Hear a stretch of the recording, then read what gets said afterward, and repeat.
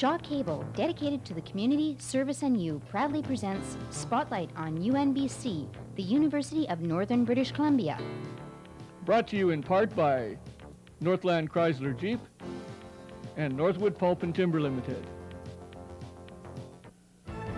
Northland Chrysler Jeep, home of the #1 selling minivan in North America, is located at 3rd and Vancouver in Prince George. Northland has been in business since 1984.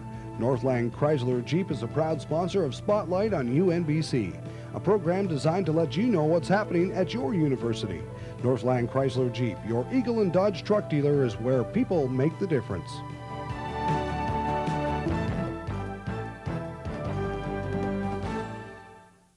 Northwood Pulp and Timber is a proud sponsor of Shaw Cable 10 and its volunteer-produced television programs.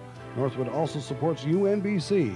As a partner in progress, Northwood has donated $350,000 towards the scholarship fund. When matched by the government, it represents a contribution of $700,000.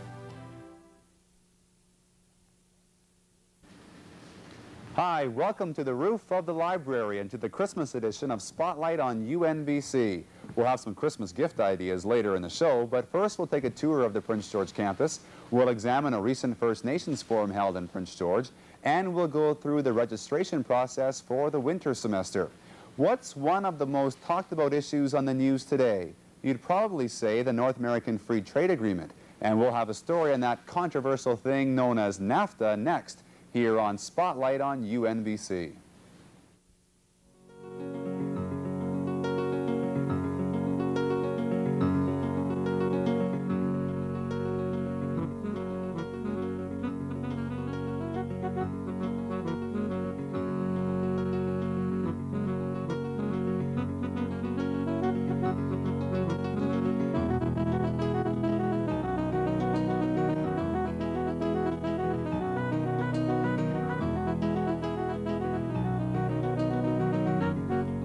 Spotlight on UNBC with your host, Rob Van Adrichem. The North American Free Trade Agreement has received a lot of media attention recently, and it's also getting some attention on this program as we hear the opinions of two people from UNBC. I think one of the definite minuses here on both sides of the border is insufficient attention has been paid to what the relationship between Canada and the United States and Canada and Mexico will be as a result of this agreement. A lot of discussion about the relationship between Mexico and the U.S., but not the northern border. And I think as we move along with NAFTA, in whatever final form it takes, there's going to be a need for a lot more consultation, a lot more discussion between the Canadians and the Americans and the Canadians and the Mexicans. Well, I think one of the two main issues in this particular region are, number one, export of energy, yes, and the export of raw logs. Yes. Do you see either of those being maybe playing themselves out more? Well, actually, you might add a third, and this is one that's received a lot of political attention, that is water. I think both in terms of the lumber and in terms of energy, there are natural lines of discussion that have already emerged. The issue of water is much more sensitive and requires a lot more careful consideration. It's very unclear exactly what NAFTA says about water, and various memorandums have been released on both sides of the border indicating people have different views of what this relationship is. That's the area that I think deserves more attention perhaps than either lumber or energy. So it's the future of NAFTA that seems to be the most interesting, not necessarily the immediate. Yeah, all the news from. yeah. I mean, NAFTA basically sets the foundation. Where we go from that foundation really requires additional action. It's not a situation where everything now is finished and complete. The foundation has been set. Now we have to work in a consultative role, relationship between the various countries that are involved. You know, I don't know if we'll get everything we want. We're never sure. But I'm telling you that we've made a lot of progress, and I will keep you posted. Thank you very much. How do you see Jean Chrétien's performance then? You know, as the brand new Prime Minister, this was maybe his chance to make a real statement right off the beginning. Well, I don't know if Professor Nord will agree with me, but I thought I could have predicted what I saw recently. And again, I don't think the whole issue has been played out, but I think he did a lot of made a lot of statements during the campaign which made him appear as though he was an opponent or a critic of the accord. now recently after the APEC hearings, he had a much more moderate tone in terms of his negotiating framework over the next 6 months. So I would be surprised if some things were tinkered with, but in terms of any kind of substantive or fundamental alterations or modifications in the agreement, I don't see that as really taking place in the next 6 months. Jack August is from the University of Houston, but is spending a year at UNBC on a Fulbright Scholarship. Doug Nord is Dean of the Faculty of Management and Administration, who just returned from a meeting of the American Association of Canadian Studies. And there were about 600 people in attendance. About a third of them were Canadians, however, who come across to talk about issues of mutual concern. NAFTA was center to the discussions, and the conference began the night on which the vote was being taken in the U.S. Congress. So everyone had one eye to the television as the discussion on NAFTA took place. How do you see President Clinton? How do you see that he sort of behaved during this? Or how do you rate his performance? I think his performance, I think it was a real significant event or phase of his presidency in terms of his asserting himself, number one. Number two, I think he was quite assertive in pursuing this. I think they used the Perot card extremely well. The Al Gore Ross Perot debate on Larry King on CNN, I think, was really crucial during that last week. And also, I think his couching this legislative initiative, or this international initiative, if you will, in bipartisan garb, bringing Presidents Carter, Ford, Bush, and parading them in front of various audiences. I think that was really, he used good techniques. He's a very good media president. By taking the courageous step of opening trade in our own hemisphere, we have the economic, the political, and the moral standing to make the case that that ought to be done throughout the world. If NAFTA had been defeated, it would not be the message he would want to go to the APEC conference in Seattle with. What he's trying to do now is develop some relationship there that brings free trade to the Pacific area. And this is certainly one of the things that Jean Chrétien is trying to do as well. How do you see his role evolving over the next several months then, Jean Chrétien?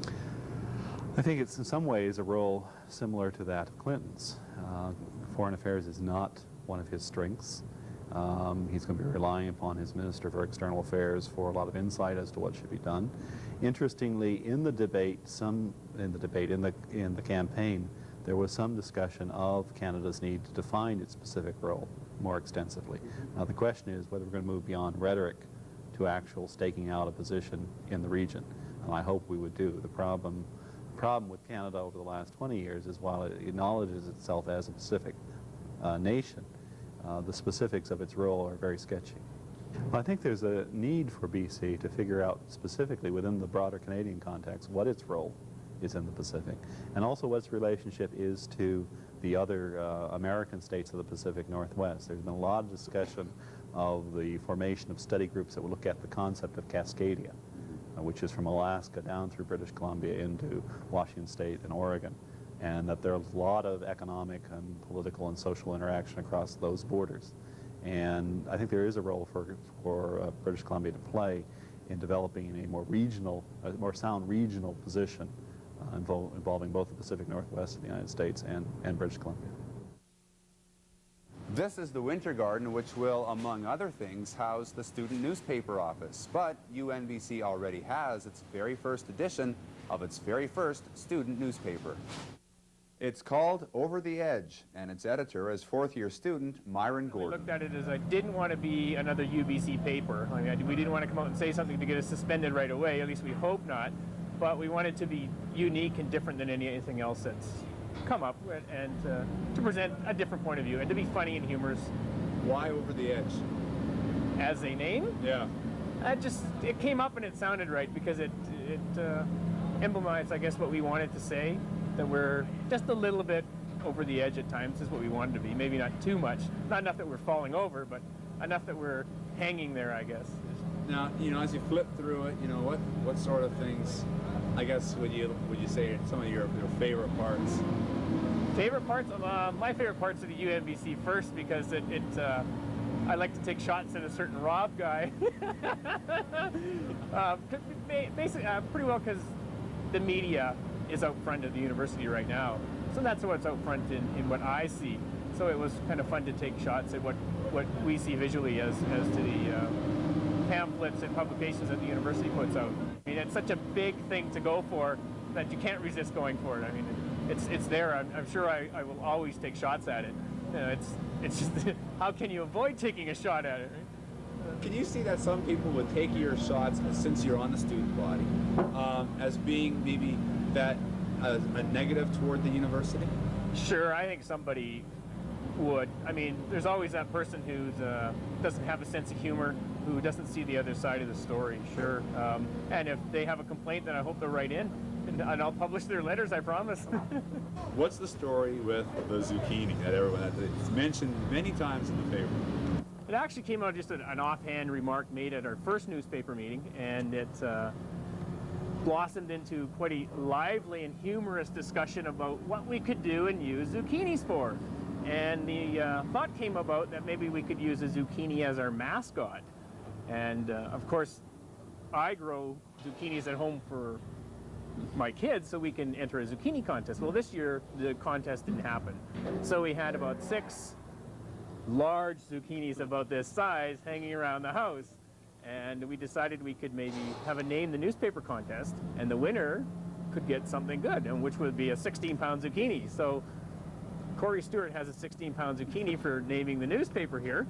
And a couple other students have taken the zucchini as their own possession, I think, and are maybe using and abusing it. So that kind of became a focal point of what's in this paper. Do you think that because, this campus isn't ready yet, and everyone's sort of in temporary facilities, and, the student body's not as large as a place like UBC or SFU, obviously, that this gives them maybe a chance to have some ownership over something of their own, before they have their own campus and before they really get in the routine of being part of a university sort of life? That this is one thing that they can say, this is ours right now? Yeah, you can look at this as we've created our own icon almost, I guess. We're certainly not following anybody, and it's definitely coming before the university is actually really here. So it's maybe paving its own path up to the university. We could look at it that way. People interested in joining the student body at UNBC have another chance before the start of full operations next September. A total of 33 courses will be offered in the winter semester starting in January, and registration is now underway. Well, there's a 3-step process that takes place whenever you apply to UNBC. The first step is to apply. You can come down, pick up an application from us, or give us a call, and we'll mail an application to you.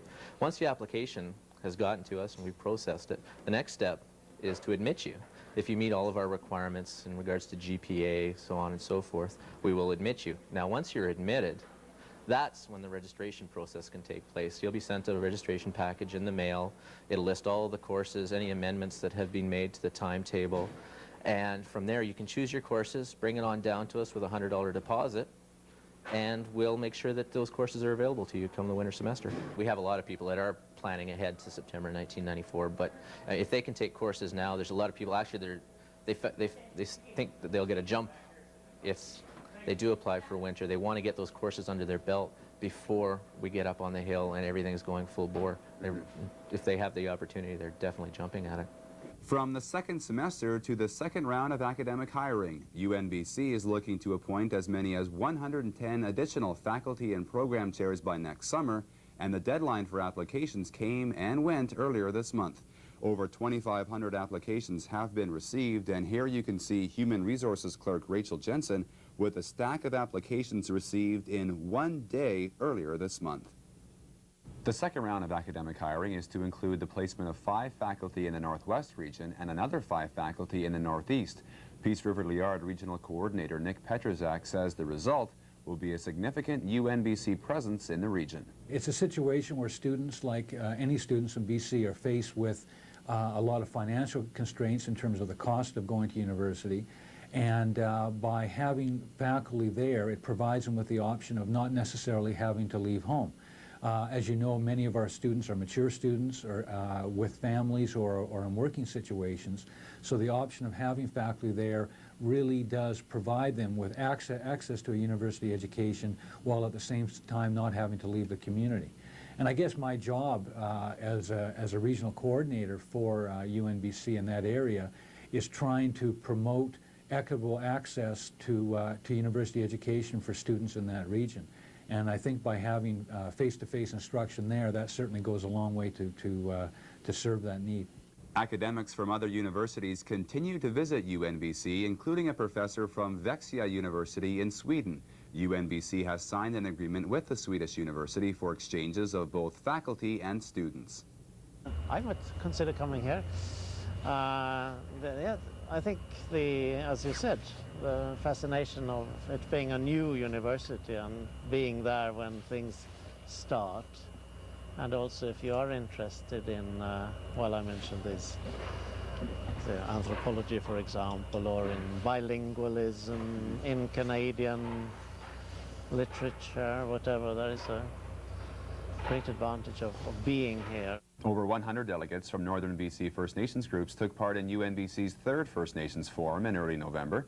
UNBC Chancellor Iona Campagnolo spoke to the delegates on day one of the three-day conference. All those rigid and traditional academic barriers that have forbidden the teaching of anything other than Western civilization are visibly crumbling in this close-knit world. Just as the walls of communism and of national sovereignty are tumbling down across the planet, so too must the walls of exclusion that have enshrouded universities.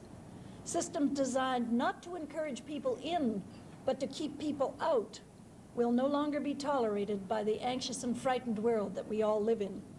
For instance, anyone can see that there is value, civility, learning, mutual benefit to be obtained in sharing knowledge that is vested in all the world's civilizations. It is not enough to teach, as some universities do, a few African or Asian authors in English literature and ascribe the world to it. In Canada, our colonial past is long gone, and with it those artificial restrictions that for so long barred people of many gifts because of their color, their gender, their religion, or financial status from making a contribution of their best selves to the betterment of all. The forum also had an international flavor as delegates heard from a member of New Zealand's Aboriginal group, the Maori. I see this university being belonging to the community. And I think that's what universities should be.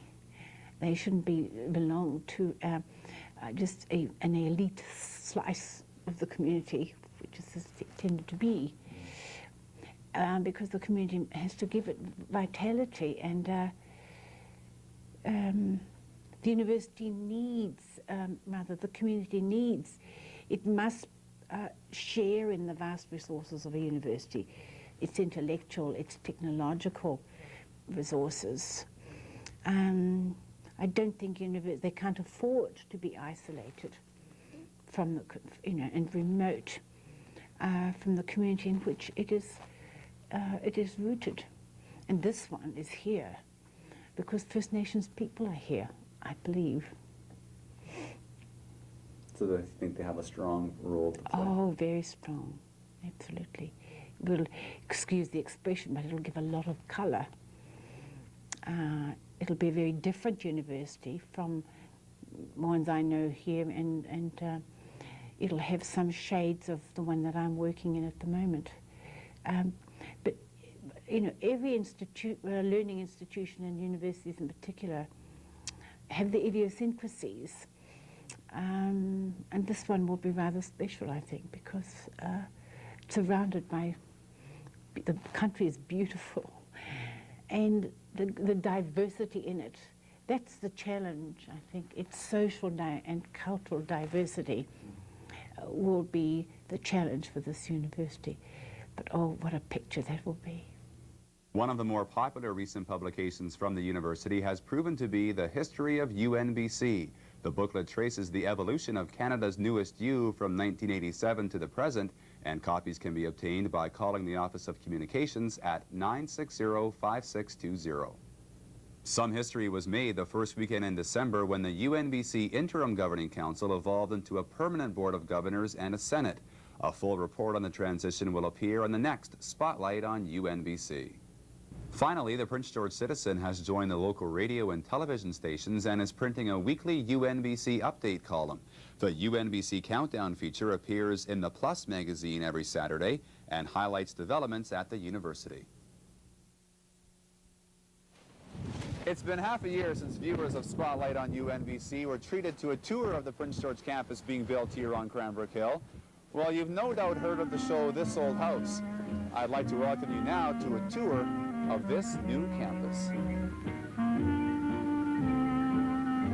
This is the second floor seating level of the cafeteria, and you get a nice view here of both the laboratory and the library buildings. Located next to the cafeteria is an outdoor patio which separates this building and the faculty administration building just over there. That will be a three-story building housing the administrative staff, the deans, and some academic staff. The Conference and Fitness Center is located next to the faculty admin building and will sport a 350-seat lecture theater, some workshop rooms, racquetball and squash courts, an exercise room, and a weight room. Only the concrete work has been completed on these buildings, and the remaining structures will be erected over the winter. This tall structure right here, which really sticks out like a sore thumb right now, has a couple of functions. Number one, the roof of the cafeteria will consist of 4 triangles which all radiate and fan out from the right-hand side of this structure.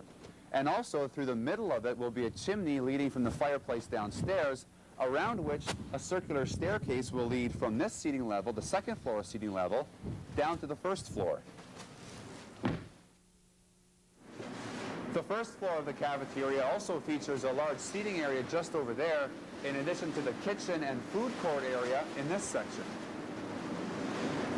The cafeteria forms one end of the Agora, which is the connecting building on campus.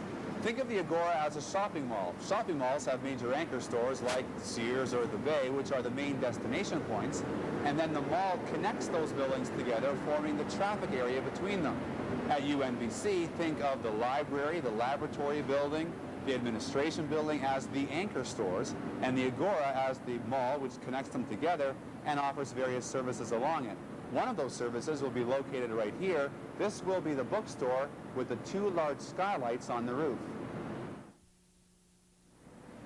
The floor of the Agora is a polished concrete, which when finished with a clear coat will be a dark gray, almost black color. And then every 15 or 20 feet or so, everywhere you see one of these pillars, there'll be a trough of a green slate inserted in the polished concrete. The shape of the Agora is very much like a horseshoe, and the inside of this horseshoe will end up being a courtyard or an outdoor plaza where students can meet, and there'll be a landscaped area here as well. Now, the Agora is meant as an indoor connector, but the roof of it will also be able to be used as an outdoor walkway. So, on a nice day, you won't have to be inside all day. All of the buildings will have a major access both from inside the Agora and from on top of the Agora. And 2 major staircases lead from this courtyard level to the top of the Agora, one right here by the bookstore and the other right in front of the laboratory building. Jutting out from the Agora into part of the courtyard will be this student lounge right here, which will have a fireplace and some couches for relaxation. And beside it is another major social area of the campus, which is right here. This will be called the Winter Garden. If the area around the library and the lab could be considered the academic heart of the campus, then this right here is the social heart. This large open area will be surrounded by such things as the Student Association offices, a deli, a games room, and 2 large lecture halls. This open area will be mostly slate with that polished concrete again around it. The roof here will be mostly glass. It'll be a lot like a greenhouse in this area, and the roof will be supported by large wooden columns which come up from these areas in the floor, attach onto these points, and then go up to support that glass roof. This will likely be the highest traffic area on campus as people move between the library and the lab over to the bookstore, the cafeteria, the admin building, and the conference and fitness center. Next, we're going to visit the 2 most important buildings on campus and the 2 furthest along. The library is one, but next we'll go to the Laboratory Research Center. This is the Laboratory Research Center, and as you can see, it's nearly completely closed in for winter. This building really consists of two halves, the north end and the south end. On the south end, we have much of the research activity on the campus, and the north end will hold many of the laboratories.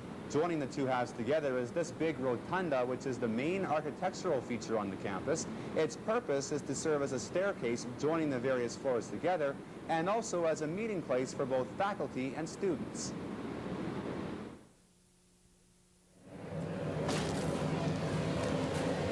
Located between the laboratory and the library is the Student Services Street. This will really be a one-stop shopping area for all kinds of student services. The registrar's office will be in this area, co-op education, financial aid, student counseling. They'll all be located right here. First Nation Studies is right next door, and that's where we're heading to next.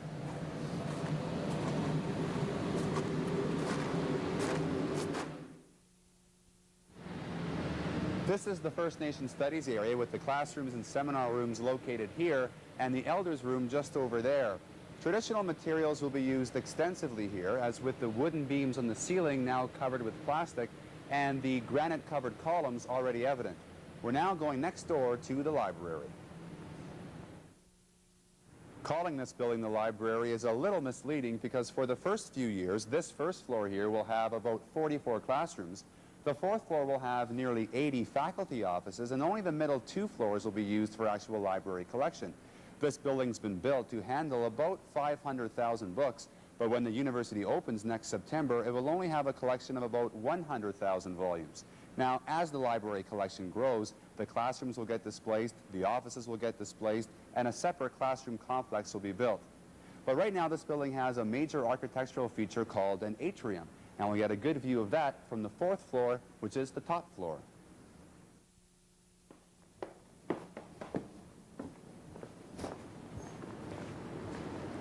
You just saw the atrium rising 3 stories from the floor of level 2. This is the fourth floor where many of the faculty offices will be located. The roof of the atrium will be glass resting on top of a dozen arched wooden beams. I have some footage to show from when those beams were first installed.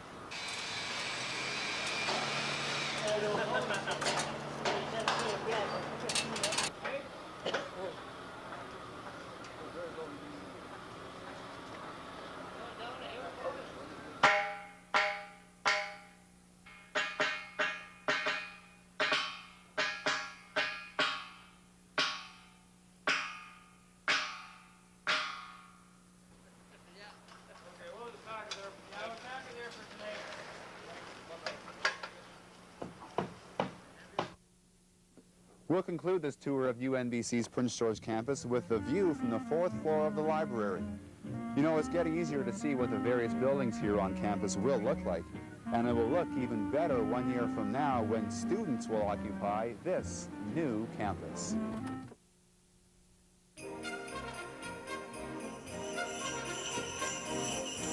Ho, ho, ho, and Merry Christmas. Thank you for watching the Christmas edition of Spotlight on UNBC. I have replaced your normal host, and I have here some great UNBC Christmas gifts. Here we go. Number 1, this special, one-of-a-kind UNBC sweatshirts, well worn by the usual host of this program. Number 2, here it is. This also fairly well worn UNBC hat, which I borrowed from the cameraman, but it can be yours for under your tree. Third, very heavy.